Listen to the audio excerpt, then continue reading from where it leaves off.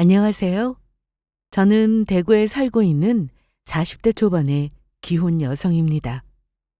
얼마 전 저는 한 커플을 이혼시키게 되었는데요. 그건 다름 아닌 저희 시부모님이었습니다. 착하고 불쌍한 저희 시어머니가 고통받는 모습을 보다 못해 제가 결국 이혼을 하시도록 돕게 되었거든요. 저도 어쩌다 일이 이 지경까지 오게 되었는지 지금 생각을 해봐도 얼떨떨하기만 한데요. 하지만 제가 한 행동에 대해 후회를 한 적은 없습니다. 아마 앞으로도 없을 것 같고요.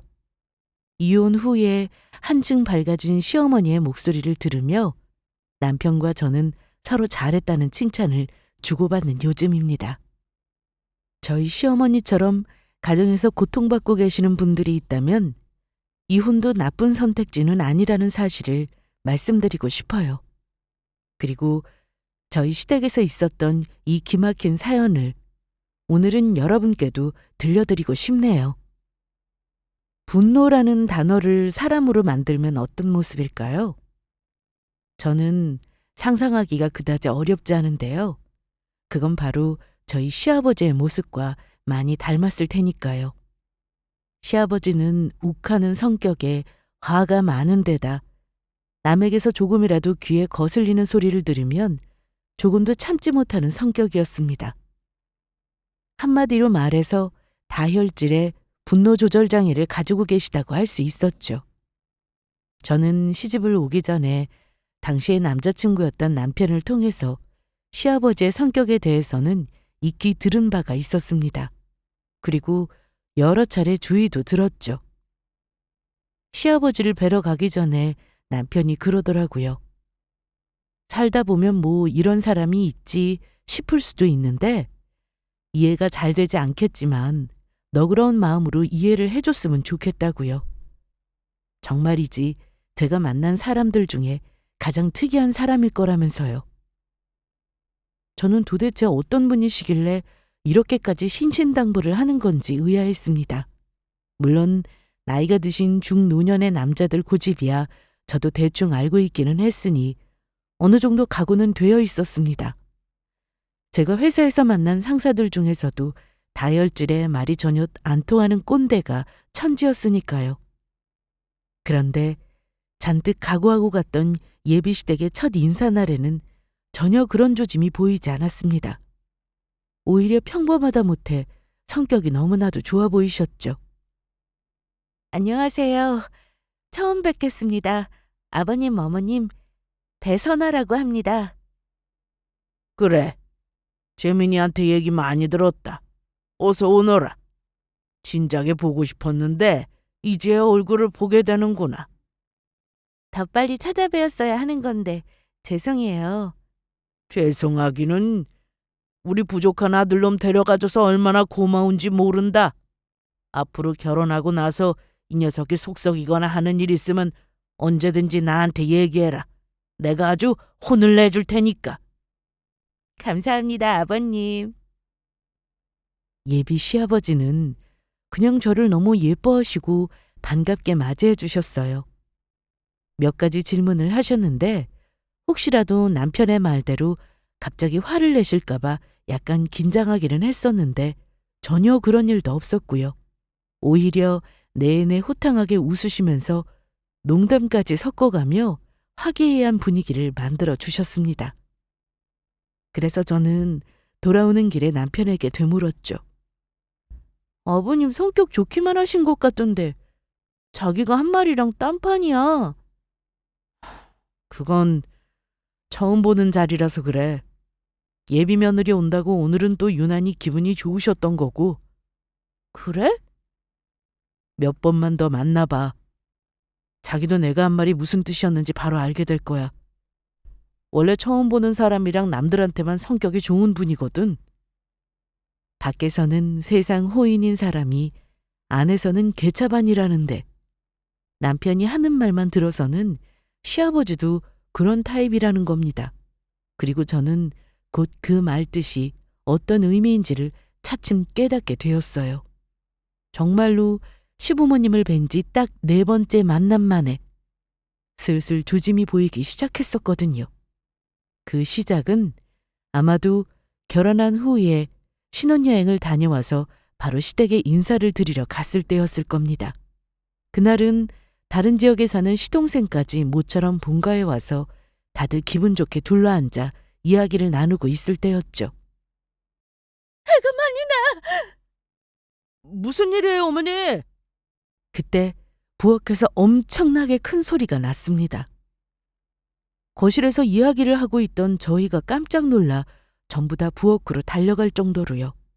부엌에 갔더니 시어머니의 발 앞에 바닥을 나뒹굴고 있는 접시와 컵들이 보였습니다. 그중 몇 개는 깨져 있었고요. 키가 작은 시어머니께서 싱크대 상부장에서 뭔가를 꺼내시다가 그만 접시들이 바닥으로 떨어져 깨지고 만 것이었습니다. 아니, 이게 대체 무슨 일이야? 어머니, 괜찮으세요? 괜찮다. 아이고, 내가 접시를 꺼낸다는 게 그만 손이 미끄러져서 떨어뜨려 버렸어. 너무 놀라셨겠어요. 어머님, 다친 데는 없으세요? 괜찮다. 다친 데는 없어. 일단 사람이 다치지 않은 것만 해도 큰 다행이었죠. 당연히 다치지 않았냐고 여쭙는 게 먼저였고요. 일단 바닥을 나뒹구는 접시 조각들이 너무 위험해 보여서 남편과 저는 시어머니를 다른 쪽으로 모시고 그것부터 치우려고 하던 참이었습니다. 그런데 옆편 내가 도대체 집에서 제대로 할 줄 아는 게 뭐야? 이젠 하다 접시 하나도 제대로 못 꺼내서 이 난리를 만들어? 아니, 찬장이 너무 높아가지고 꺼낸다는 게 그렇게 된 건데. 잔장이 높으면은 진작에 접시를 낮은 데다가 놔두면 될 거 아니야? 생각이라는 걸 좀 해! 살림을 한 지가 몇 년인데 아직도 그런 게 감이 안 와? 시아버지의 호통에 순식간에 분위기는 싸늘하게 굳었습니다. 저는 처음 보는 시아버지의 모습에 너무 충격적이었어요. 더 충격적인 건 시어머니는 아무 말씀도 못하시고 가만히만 계시더라고요. 정작 제일 놀랐을 사람이 누구보다도 시어머니였을 텐데 말입니다. 남편은 이런 장면이 익숙하다는 듯 한숨을 내쉬었어요. 그리고는 시아버지를 말리더라고요. 아버지, 그만하세요. 어머니도 놀라셨어요. 사람 안 다친 것만 해도 어디예요? 사람이 안 다쳤으니까 지금 서서 이런 얘기를 하고 있지. 네 말 맞다나 누가 다치기라도 했으면 어쩔 뻔했어? 새아가라도 옆에 있다가 다쳤으면 어쩔 뻔했냐고? 에? 아유, 알았어요. 내가 정신이 없어서 그랬수다. 앞으로는 정신 똑바로 차려! 옆에서 질린 시동생이 시아버지를 모시고 부엌 밖으로 나갈 때까지 시아버지의 호통은 계속되었습니다. 저는 어안이 벙벙하더라고요. 아니, 무슨 접시 몇 장 좀 깬 것 가지고 이게 이렇게까지 화를 내실 일인가 싶었어요. 그리고 시어머니가 다치지 않았냐고 여쭤보는 게 먼저 아닌가요? 이렇게 사람을 쥐잡듯이 잡을 일이 아니고요. 저는 당황스런 얼굴로 남편을 돌아보았습니다. 남편은 저를 향해 작게 고개를 내젓더라고요. 그제서야 저는 문득 깨닫게 되었죠. 아, 이게 남편이 말했던 바로 그거구나 싶은 생각을요. 원래 처음이 어렵지 두 번째부터는 쉽다는 말이 있죠. 그래도 새로 시집온 며느리 앞이라고 자제하는 모습을 보이셨던 건지는 모르겠지만 그 접시 사건을 계기로 다음부터는 이런 일이 꽤나 자주 있었습니다. 이제 저도 이 집안 식구라고 편한 마음이 드셨던 건지도 모르겠고요. 그리고 시아버지의 문제는 다혈질이라는 것에만 있지 않았습니다.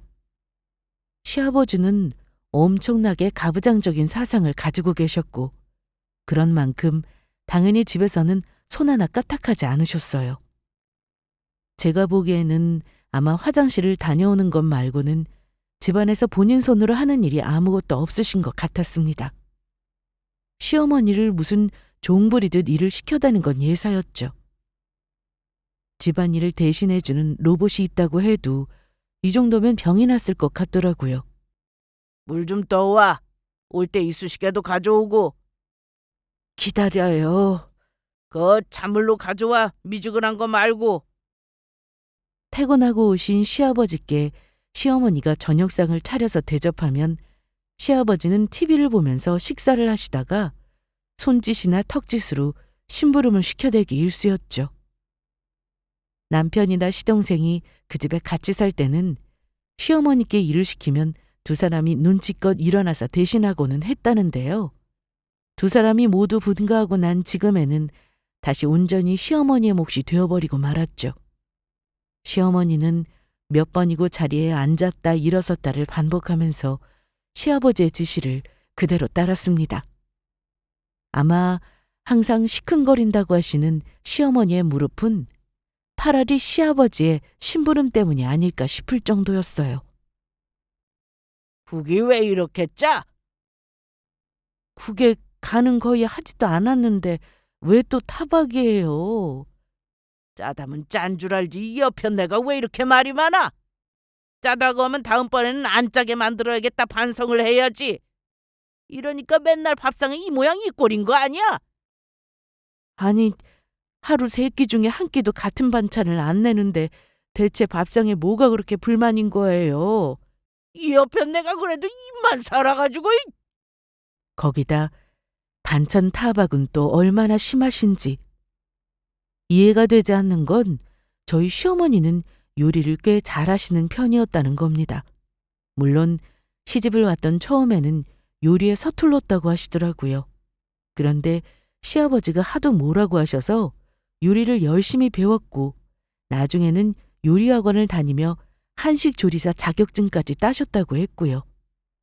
이제는 누가 봐도 요리 전문가다 싶을 정도로 음식을 잘하셨습니다. 이런 상황에서도 계속되는 시아버지의 음식 타박은 꼬투리 잡기로 느껴질 수밖에 없더라고요. 시아버지가 일을 하실 때야 그랬다 치지만 이제는 퇴직을 하셨는데도 아직도 꼬박꼬박 아침상을 구첩 반상으로 받아 드시더라고요. 국도 매일 새로 끓여야 했고 어제 드신 반찬은 손도 안 대시고요. 그래서 시어머니는 거의 매일 장을 봐서 새로 음식을 만드셨고 또 새벽 5시면 일어나셔서 시아버지의 아침상을 차리셨어요. 아버지, 국 하나도 안 짠데요. 너무 저염식으로 드시면 나이 드신 분들은 건강에 또 안 좋아요. 네, 아버님. 너무 짠 것도 안 좋지만 너무 싱거운 것도 건강에 해롭대요. 니들 입맛에는 또 안 짠가 보구나. 그래도 너희들도 음식 너무 짜게 먹지 마라. 그렇게 먹다가 나중에 다들 암 걸리는 거야. 하지만 정도라는 게 있잖아요. 시어머니도 참다 참다 폭발하실 때가 있으실 거고요.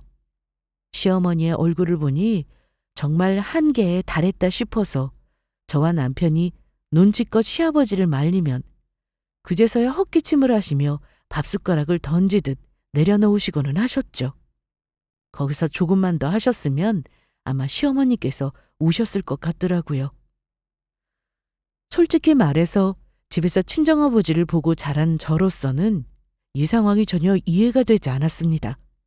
저희 친정아버지는 시아버지와 정반대의 사람이라고 할 수 있어요. 특히 저희 어머니를 대하는 태도에서는 더더욱 말입니다. 아버지는 지금까지 단 한 번도 살면서 어머니에게 큰 소리를 낸 적도 없었고 혹여나 다투게 되더라도 조곤조곤한 말투로 차분하게 상황을 설명하는 분이셨거든요. 항상 어머니를 먼저 생각하고 무슨 일이든지 어머니와 함께 상의하셨고요. 어머니는 아버지의 소울메이트이자 인생의 동반자였고 가장 존중하고 사랑받아 마땅한 사람이었습니다. 저는 대부분의 아버지들이 다 이런 모습일 거라고 생각하며 자라왔고요. 그래서 시아버지의 모습을 보았을 때는 정말 큰 충격에 휩싸였습니다. 툭하면 이유도 없이 화를 내는 것은 둘째치고 시어머니를 대하는 태도가 너무나도 폭력적이었기 때문이었어요. 꼭 물리적으로 때리는 것만이 폭력은 아니었죠. 시아버지는 시어머니를 때리신 적은 한 번도 없다고 하기는 했지만 제가 보았을 때는 언어 폭력만으로도 시어머니는 충분히 학대를 받고 계셨습니다. 저는 시어머니가 이제 안타깝다 못해 불쌍하게까지 느껴지고 있었고요. 도대체 아버님은 왜 저러시는 거야? 어머님한테 정말 너무하시는 거 아니야? 왜 저렇게 말을 심하게 하셔? 이제 내가 했던 말이 무슨 뜻인지 알겠지? 옛날부터 저러셨어? 아니면 최근에 저러시는 거야? 어머님 말로는 내가 태어나기도 전부터 저러셨대. 아버지가 원래 저런 사람이었던 거지. 어머님이 너무 순하시니까 더 저러시는 것 같아. 다른 집 같았으면 벌써 이혼했겠다. 아, 그러니까 말이야. 나이 들면 사람 성질도 좀 누그러진다던데 순다 거짓말이야. 우리 아버지는 어떻게 된 게 날이 갈수록 더 심해지는 것 같아. 제 말에 남편은 깊은 한숨만 내쉴 뿐이었습니다. 이런 말은 죄송하지만 시아버지는 진짜 남편으로서는 빵점이었어요. 사람은 사람을 부를 때 호칭만으로도 그 사람의 감정을 알 수가 있다잖아요. 시아버지는 시어머니를 부를 때조차도 여보, 당신, 재민 엄마가 아니라 어이로 지칭하시고는 했어요. 세상에, 부인한테 어이가 뭐예요? 진짜 어이가 없더라고요. 누가 보면 남편이 아니라 직장 상사라고 해도 이상하지 않을 정도였어요. 하루 종일 타박하고 할 줄 아는 게 없다고 무시하고. 거기다 얼마나 가부장적이신지 시아버지가 늘 하시는 말씀이 있었습니다. 여자는 모름지기 남편 말에 순종하고 남자 길을 세워주고 해야지 라든가. 이 집안 규칙은 내가 정하는 거고 너희들은 그저 잘 따르기만 하면 되는 거야 하는 것들이요. 아, 제일 중요한 게 하나 더 있었네요. 어디서 남편 말에 토를 달아 달기를. 저는 무슨 타임머신이라도 타고 조선시대로 돌아간 줄 알았어요. 몇 번만 들었어도 제가 진절머리가 날 정도인데 저 말을 평생을 듣고 사셨을 시어머니는 얼마나 지겨우셨을까요? 남편도 시아버지의 저런 모습에 학을 떼고는 했습니다. 그리고 저조차도 점점 시아버지의 행패가 심해진다고 느끼고 있었는데요. 최근에 있었던 시댁 모임에서도 비슷한 일이 있었거든요. 그날은 시어머니 생신이라서 다 같이 시댁에 모여서 저녁을 먹고 있었습니다. 시어머니가 좋아하시는 딸기 케이크도 사와서 불고 다들 준비해온 선물들도 전달했고요. 시어머니는 아이처럼 웃으시며 행복해 하시더라고요. 고맙다. 아, 그런데 이거 너무 비싼 거 아니니? 비싼 거 아니에요. 저희 회사에서 나온 복지 포인트로 싸게 구매했어요. 다음번에는 더 좋은 걸로 사드릴게요, 어머니. 어머님, 한번 걸쳐보세요. 너무 잘 어울리실 것 같아요. 그럴까? 아유, 너무 곱다. 아, 색깔도 어쩜 이렇게 예쁘니? 저희가 사드린 건 시어머니 겨울철 코트였습니다. 평소에 자주 입으시는 게 너무 낡아서 마음에 걸렸는데 밖에 나갈 일이 잘 없으시다며 계속 그걸 입고 다니시더라고요. 그래서 시어머니께 잘 어울릴 만한 옷을 눈여겨보다가 생신기념으로 구매를 한 거죠. 시어머니는 저희의 재촉에 옷을 입으시고는 거실에서 한 바퀴 돌며 환하게 웃으셨습니다. 아버지는 어머니 생신인데 뭐 선물 준비하신 거 없으세요? 다 늙어서 생일이 뭐 좋은 일이라고 난리들이야. 나이 먹는 게 기분이 좋아? 그런데 시아버지는 선물은커녕 또 심술을 부리시더라고요. 늙은 게 뭐 어때서 그래요? 나는 100번이 돌아와도 생일날은 기분 좋기만 하더라. 그리고 너희 아버지가 생일 선물 같은 거 챙길 사람이니? 나는 기대도 안 했다. 돈이 썩어 넘쳐? 그 비싼 코트 사줘봐야 시장 갈 때나 입을 건데 쓸데없는 짓 하기는. 하여간 초치는 데는 정말 선수였어요. 시아버지는 저희끼리 모여서 기분 좋게 웃고 떠드는 게 못마땅하셨던 모양입니다. 그렇지 않고서야 저렇게까지 심술을 부리실 이유가 없었으니까요. 하지만 시아버지야 기분이 좋든 말든 저희는 아랑곳하지 않고 계속해서 선물들을 풀고 입어보고를 반복했습니다. 그리고 시동생이 가져온 선물을 풀고 있을 때였어요. 시아버지가 갑자기 또 시어머니를 부르시더라고요. 어이, 술상 좀 내와봐. 어제 가져온 문어 있지? 아니, 무슨 또 술상이에요. 건강검진 때 술 끊으라고 하는 얘기 들어놓고서는. 시끄럽고! 빨리 한 상 차려와. 소주 시원한 걸로 내와. 애들이랑 한잔하게. 글쎄 안 된다니까. 며칠만 있다가 다시 재검진하러 병원 가기란 거 잊었어요. 그냥 과일 깎아 내올 테니까 그거나 잡수세요. 시어머니는 건강검진 이야기를 꺼내며 안 된다고 완강하게 말씀하셨어요. 그러고 보니 얼마 전에 두 분이 다 검사를 했는데 시아버지만 간 수치가 좋지 않게 나와서 재검사를 하기로 했다고 들었거든요. 그런데 또 술을 마신다는 게 말이 안 되잖아요. 당연히 저희들도 시아버지를 모두 말렸죠. 시아버지는 자꾸 한 잔 정도는 괜찮다며 말도 안 되는 말씀을 하셨고요. 시아버지는 소문난 주당이었습니다.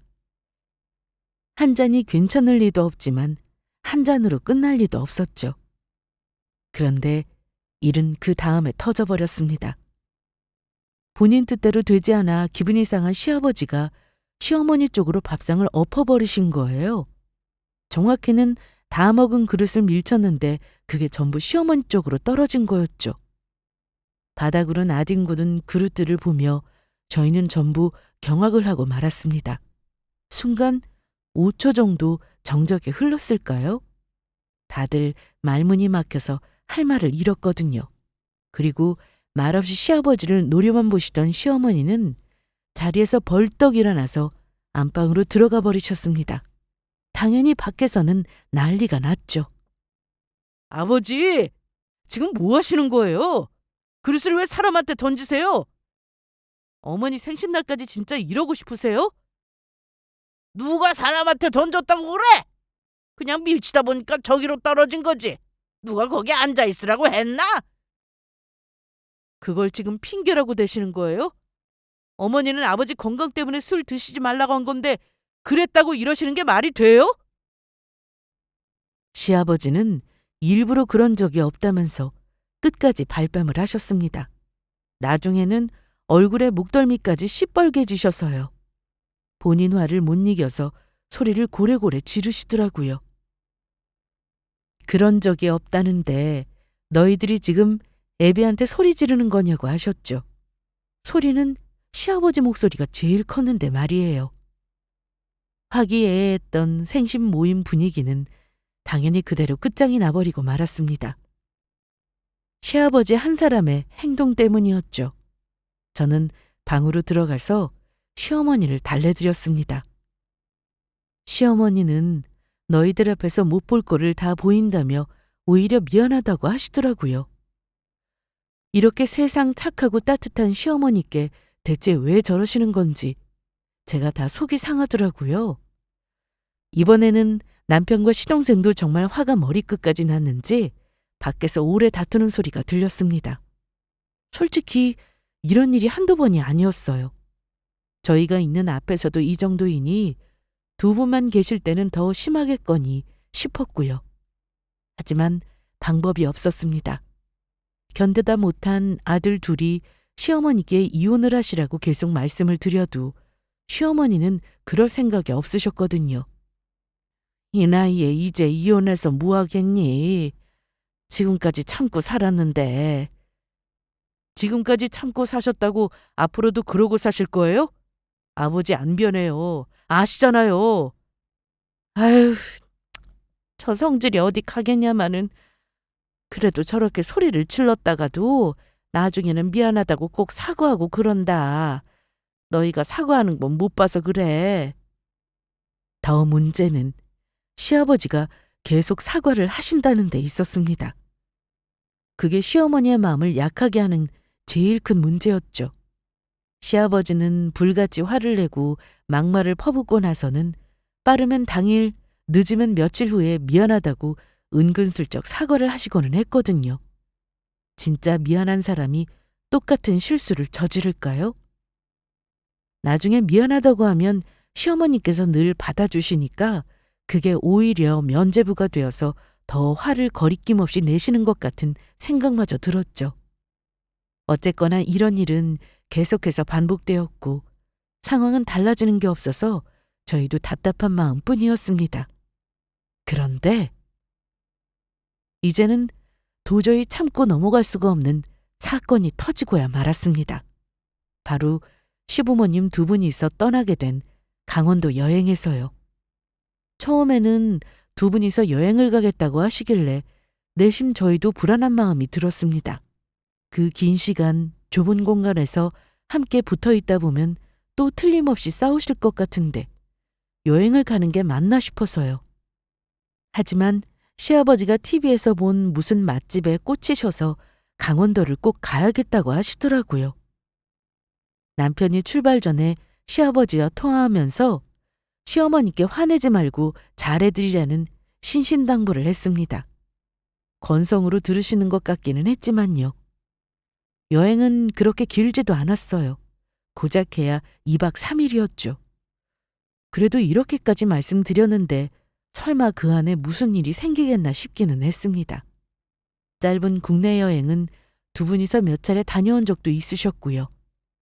마지막 여행을 다녀온 뒤로 오랜만이기는 했지만 시어머니는 어쨌거나 시아버지가 여행을 가자고 말을 먼저 꺼내신 게 내심 감격스러우신 것 같더라고요. 시어머니는 원래 여행을 좋아하셨거든요. 그런데 여행에서 돌아오시는 길에 기어이 일은 터지고 말았습니다. 시어머니가 갑자기 남편의 핸드폰으로 전화를 거셨더라고요. 어머니, 여행은 재밌으셨어요? 집에 거의 다 오셨죠? 태민아. 어머니, 지금 우시는 거예요? 무슨 일이세요? 어디 다치셨어요? 웃으면서 통화를 하던 낯빛이 싹 바뀌어서 자리에서 벌떡 일어나더라고요. 저도 놀라서 덩달아 남편을 쳐다보았습니다. 남편이 잠깐만 어디 들어가 계시라는 말을 하더니 곧 전화를 끊더라고요. 무슨 일이야? 어머님이 뭘 하셔? 진짜 기가 막히네. 아버지가 어머니를 휴게소에 버리고 왔대. 뭐라고? 그게 무슨 말이야? 진짜 어이가 없어서 말문이 막혔습니다. 이 추운 겨울에 시어머니를 휴게소에 버리고 왔다는 게 말이 되나요? 남편도 자기가 무슨 이야기를 들은 건지 황당한 얼굴이었습니다. 그리고 곧장 시아버지께 전화를 걸었죠. 재민이냐? 아버지 지금 어디세요? 나 이제 집에 거의 다 왔어. 아버지 혼자요? 지금 어머니한테 전화 왔는데 이게 무슨 말이에요? 어머니는 혼자서 휴게소에 계시다던데. 시아버지는 벌써 남편에게 연락이 갔을 거라고는 생각하지 못하셨는지 잠깐 말이 없으시다가 곧 당당하게 대답을 하셨습니다. 어디 하늘 같은 남편한테 대들길래 버리고 왔다. 이참에 생고생하면서 반성 좀 해보라고. 뭐라고요? 그래서 지금 겨우 그것 때문에 어머니를 두고 오셨다고요? 이 겨울에요? 아버지 진짜 왜 그러세요? 뭘 왜 그래? 운전하는 게 얼마나 힘든지도 모르고 옆에서 쫑알쫑알 말 같지도 않은 소리 하면서 사람 힘들게 하길래 내리라고 한 거지. 걱정할 거 하나도 없다. 거기서 뭐 택시나 버스라도 잡아 타고 돌아오겠지. 혹시나 무슨 오해가 있나 싶어 전화를 한 거지만 더 들을 내용도 없었습니다. 그냥 시어머니에게서 저희가 들은 이야기 그대로였거든요. 열받아서 그대로 전화를 끄는 남편이 다급하게 차키를 챙겨서 뛰어내려왔습니다. 저는 남편과 함께 같이 차에 타고 바로 시어머니를 모시러 갔죠. 마침 주말이어서 다행이었어요.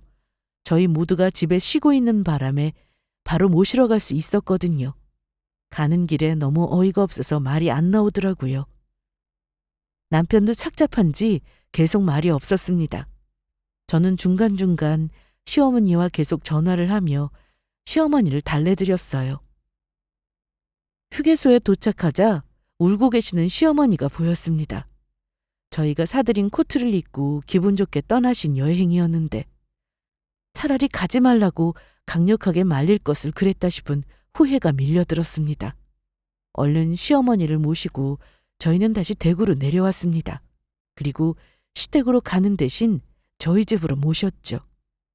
시어머니께 따뜻한 꿀물을 타드리고 나니 조금 진정이 되신 것 같더라고요.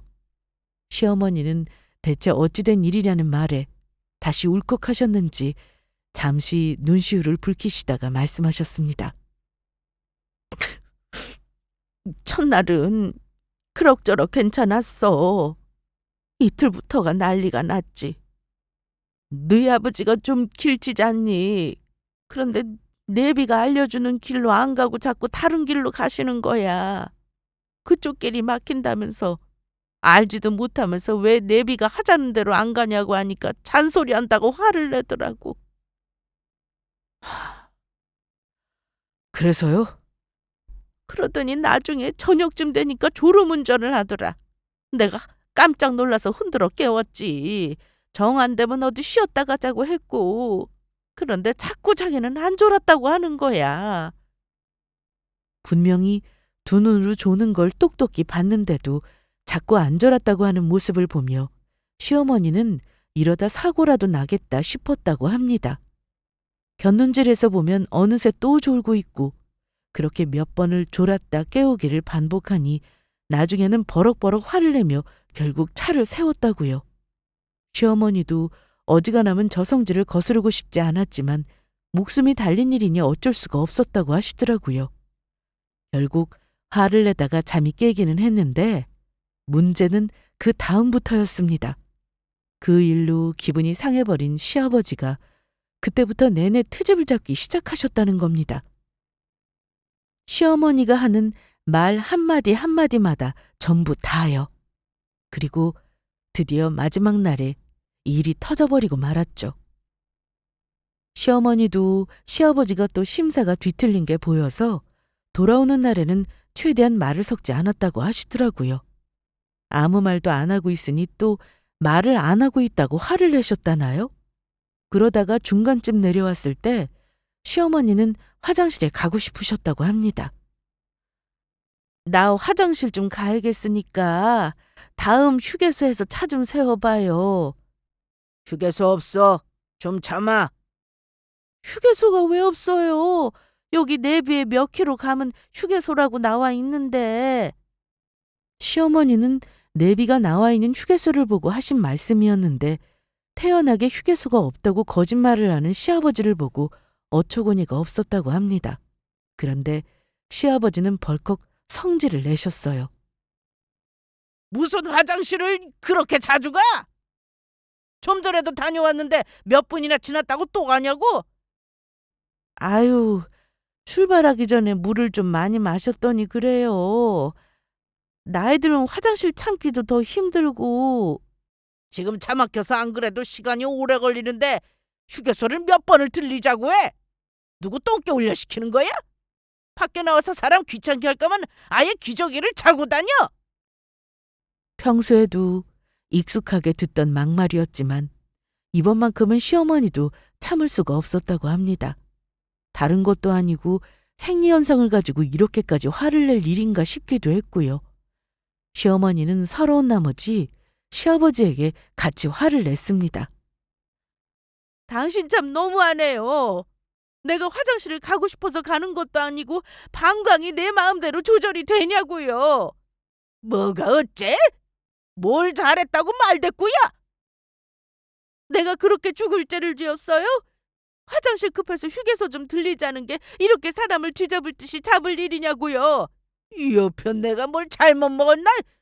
어디서 소리를 지르고 난리야?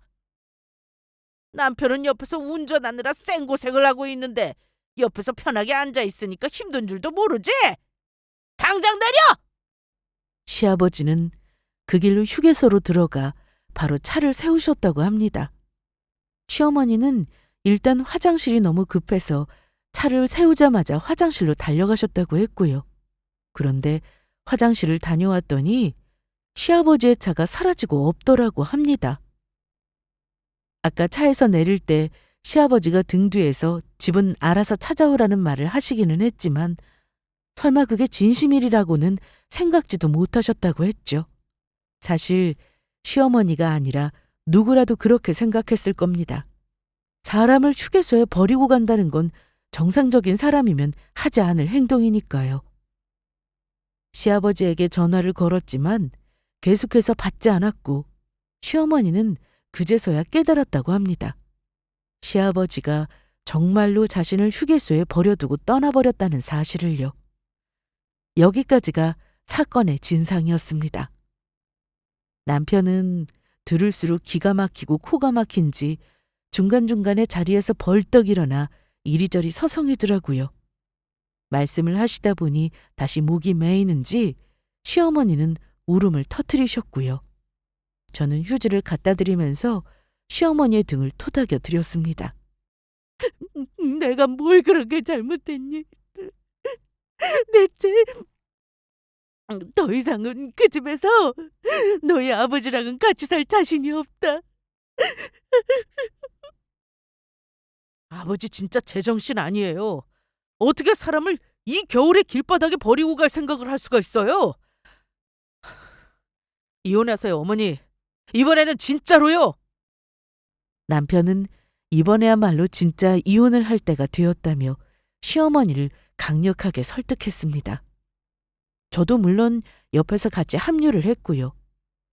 그동안도 기가 막힌 일은 수없이 많았지만 이번만큼은 절대 이대로 넘어갈 수가 없는 일이었어요. 시어머니의 입에서도 처음으로 같이 살기가 힘들다는 말씀이 나올 정도였으니까요. 근데 너희 아버지가 이혼해 준다고 하겠니? 어머님, 그런 걱정은 안 하셔도 돼요. 저희가 전부 증언할 거고 증거도 다 있어요. 지금부터도 증거 모으면 되고요. 저랑 같이 내일 일단 변호사부터 만나보세요. 이제는 증거 싸움이었습니다.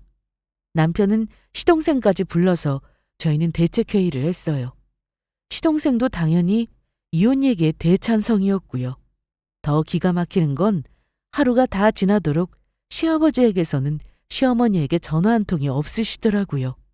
이틀이 지나서야 겨우 남편에게 전화를 해서는 너희 엄마 너희 집에 있냐고 물으시는 게 전부였죠. 걱정도 되지 않으셨던 모양이에요. 어떻게 사람이 저럴 수가 있는지. 그 태어난 모습을 보며 시어머니는 다시금 이혼의 결심을 되새기게 되신 것 같았습니다. 남편은 시어머니는 우리 집에 계시고 앞으로 이제 그 집으로는 안 돌아가실 거라고 못 박았습니다. 그리고 시어머니는 이혼을 하실 거라고 말씀드렸고요. 그런데 시아버지는 코웃음을 찌시며 마음대로 하라고 그 여편네 데리고 살면 너희가 고생이지 누가 아쉽냐고 하시더라고요. 이혼은 하든 말든 알아서 하라고 하시면서요. 왜 자꾸 전화를 하는 거예요? 더 이상 같이 못 살겠으니까 보낸 이혼 서류에 도장이나 찍어서 보내요. 이 여편 내가 미쳤나? 이혼은 무슨 얼어 죽을 이혼이야? 제정신이야? 제정신이니까 이혼하려는 거지. 내가 지금까지 제정신이 아니어서 당신한테 그런 소리나 들으면서 몇십 년을 살았잖소. 이제는 못하겠으니까 도장이나 찍어요. 뭘 잘했다고 아직도 말대꾸야? 말 같지도 않은 소리 말고 당장 집으로 들어와! 시아버지가 계속해서 소리를 지르자 시어머니는 들은 척 만 척하시며 전화를 끊어버리셨습니다. 사실 시아버지 전화를 먼저 끊어버린 것만 해도 본인 인생에 엄청난 용기를 내신 거였어요. 저는 약간의 통쾌함마저 느껴졌습니다. 시어머니도 전화를 끊고는 본인의 행동에 스스로 놀라셨는지 웃음을 터뜨리시더라고요. 당연히 시아버지의 반응은 난리도 아니었습니다. 그 뒤로 시어머니와 남편 그리고 제 핸드폰으로 번갈아가며 전화를 거셔서 당장 시어머니를 집으로 보내라고 난리를 치셨거든요. 남편이 들은 척도 하지 않자 저한테 전화를 계속하시길래 저도 전화를 무음으로 돌려버렸죠. 아, 그 와중에도 욕설을 하시는 건 전부 통화 녹음을 한 상태였고요. 그 뒤로 이혼 서류를 받은 지 일주일쯤 지나자 시아버지는 저희 집으로 직접 찾아오셨습니다. 글쎄 시어머니를 보자마자 당장이라도 때릴 것처럼 그쪽으로 달려가시더라고요. 기겁한 제가 시어머니를 모시고 얼른 방으로 피신했어요. 남편이 다시 시아버지를 밀어냈고요. 시아버지는 고래고래 욕설을 하시며 바닥에 있는 물건을 걷어차기도 하셨어요. 아버지, 그만하고 나가세요. 여기서 조금만 더 하시면 저 경찰 부를 겁니다. 뭐? 경찰을 불러? 애비를 신고라도 하겠다는 거야? 그래, 어디 한번 불러봐라. 너희 엄마랑 너희랑 짜고 지금 날 엿먹이려고 하나 본데 어디 한번 경찰 불러봐. 다행히도 경찰까지 오는 일은 없었지만 정말 조금만 더 있었으면 시아버지를 신고할 뻔했습니다. 그리고 그날의 일은 고스란히 저희 집의 홈캠에 모두 녹화되었고요. 저렇게까지 폭력적인 모습은 저도 난생 처음 보는 장면이었습니다. 시어머니는 완전히 겁에 질리셨더라고요. 방에서 제 손을 꼭 붙들고 덜덜 떨고 계시는데 마음이 너무 아팠습니다. 이런 일을 얼마나 오래 겪으셨을지, 당사자가 아닌 저도 마음이 이렇게 벌렁거릴 정도로 떨리는데 본인은 오죽하셨겠어요? 시어머니는 혈압도 있으신데 시아버지가 저렇게 난리를 치고 돌아갈 때마다 혈압이 190을 넘어 치솟고는 하셨습니다. 당장 병원에 달려가도 이상하지 않은 수치였어요. 물론 몇 번은 정말로 병원에 간 적이 있었고요. 그 병원을 다닌 진단서와 가족들의 진술, 그리고 수십 번을 더 반복되었던 전화 통화의 욕설, 난리치는 홈캠 녹화분까지. 이혼 법정에서 시아버지의 폭력성을 인정받을 만한 증거 자료는 수도 없이 넘쳐났습니다. 그리고 저희의 마음을 더 아프게 했던 건 시어머니의 일기장이었어요. 그건 역시 증거로 제출했던 것이었죠. 시어머니는 시아버지와 사시는 내내 밤에 혼자서 불을 밝히고 일기를 쓰며 답답한 마음을 해소해왔다고 하시더라고요. 그 일기장에는 아주 오랜 세월 동안 힘들었던 시어머니의 마음이 기록되어 있었습니다. 아주 오랫동안이요. 애초에 원했던 협의 이혼은 결국 이혼 소송으로 가게 되었습니다. 시아버지가 죽어도 이혼은 안 된다고 꿈도 꾸지 말라고 하셨거든요. 급기야 나중이 되어서는 시아버지는 시어머니를 찾아와서 사과를 하셨습니다. 물론 저희가 다 지켜보고 있는 앞에서요. 내가 생각을 해봤는데 당신이 오죽했으면 이혼을 하자고 했을까 싶더라고. 내가 미안해. 잘못했어. 됐어요. 이제 와서 이런 얘기가 다 무슨 소용이에요. 미안하다니까. 그래도 이 엄마는 다시 생각해봐. 이 나이에 살면 얼마나 더 살겠다고 이혼을 한다 만다 난리야. 내가 앞으로 술도 줄이고 당신한테 절대 욕도 안 해. 내가 이렇게 진짜 맹세한다니까. 저희는 가슴이 조마조마했습니다. 설마 또 저 사과에 넘어가서 마음 약한 시어머니가 이혼을 취소하기라도 하실까 봐요. 지금까지의 패턴을 보면 충분히 그럴 수도 있겠다 싶었죠. 제가 다급히 대답을 하시려는 시어머니의 손을 붙들었습니다. 하지만 시어머니의 입에서 나온 말은 제 예상과는 달랐어요. 나도 많이 생각했어요. 당신 말처럼 살면 얼마나 더 산다고 싶어서 이혼도 참으려고 했었고. 그런데 그게 아니더라고. 1년이 아니라 단 하루를 더 산다고 해도 마음 졸이지 않고 편하게 나도 내 마음대로 살아보고 싶더라고요. 그래서 하는 거예요, 그 이혼. 시아버지는 적잖이 충격을 받으신 것 같았습니다. 당신이 이렇게까지 비는데 시어머니가 끝까지 이혼을 고집하실 것이라고는 생각하지 못하신 모양이었거든요. 결국 나중에 변호사와 저희의 끈질긴 설득을 통해 시아버지는 이혼 서류에 도장을 찍었습니다. 시어머니는 이제 완전히 자유의 몸이 되셨죠. 그리고 혼자 사시는데 문제가 없게끔 재산분할과 위자료도 단단히 받아내도록 도와드렸고요. 시어머니는 저희 집 바로 근처에 작은 집을 얻어 혼자서 생활을 하고 계십니다. 누군가의 밥이 아니라 본인이 먹을 밥만 먹고 싶을 때 지어 먹을 수 있다는 게 이런 행복인지는 처음 알았다고 하시더라고요.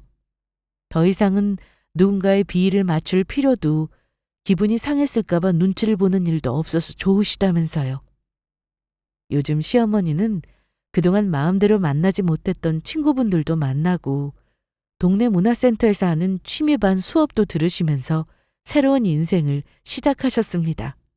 최근에는 베이킹 수업을 듣고 계시는데 원래 요리를 잘하셔서 그런지 금방 따라 배우시더라고요. 수업이 끝나면 매주 만드신 빵을 가져와서 저희와 함께 나눠 먹고는 하세요. 저도 워낙 빵을 좋아해서 다음 달 수업부터는 같이 등록해서 다닐까 싶기도 하더라고요. 저희 남편이나 시동생은 시아버지의 저런 성향을 조금도 닮지 않아서 천만다행이라는 생각을 하고 있는 요즘입니다. 반면교사라는 말을 이럴 때 쓰는 거겠죠? 한편 시아버지는 이제 조금 의기소침해진 모습으로 혼자의 인생을 시작하셨어요. 시어머니와는 몇 달에 한 번 정도 저희가 있는 자리에서 짧게 커피 한 잔 정도 하며 만나기는 합니다. 혼자 지내시면서 느끼는 바가 그래도 많으신 것 같더라고요.